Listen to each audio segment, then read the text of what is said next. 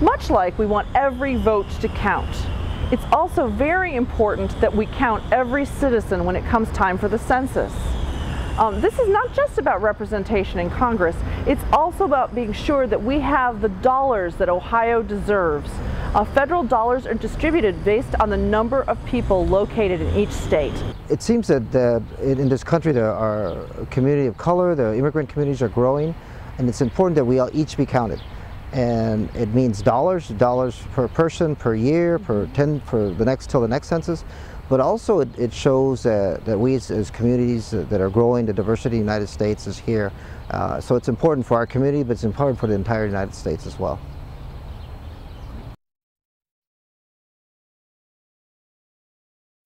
Census Day is April 1st, 2010, and I know that's kind of funny because it's like April Fool's Day, but that is the day that we all need to get our questionnaires in, all need to get our forms into the U.S. Census Bureau. Don't be a fool, mail in your census form by April 1st, 2010. Which is a good day to remember, I think, the first of the month in April. But that's the day that we have to make sure that we have our forms in. But there's a lot of preparation work beforehand. We have to know what it is, we have to know why it's important in order to make that decision and turn those forms in.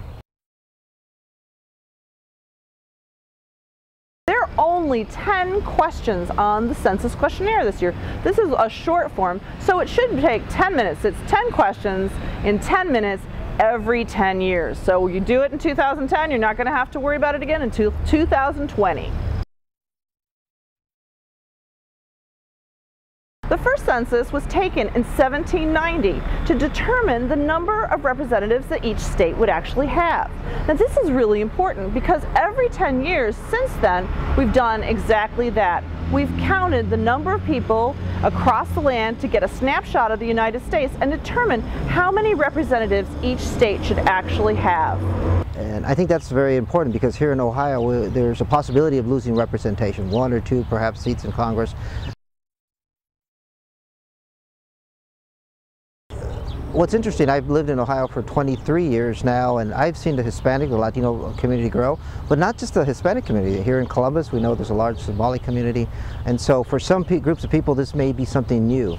And so it's important that we understand that as communities of immigrants, communities that are growing here, Hispanics in particular, we're the largest, fastest growing ethnic group in the state, and so we want to make sure that people know that. That's important for funding, for representation and everything. So there's forms are in many languages. In Spanish, se habla español también, and so we want to make sure that everyone is counted regardless of anything. And that includes immigration status. We want to get a picture of every single person who lives here in the United States.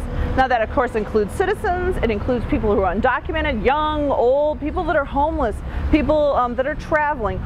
On April 1st, 2010, we need to know who all the people are in the United States, no matter what their status is.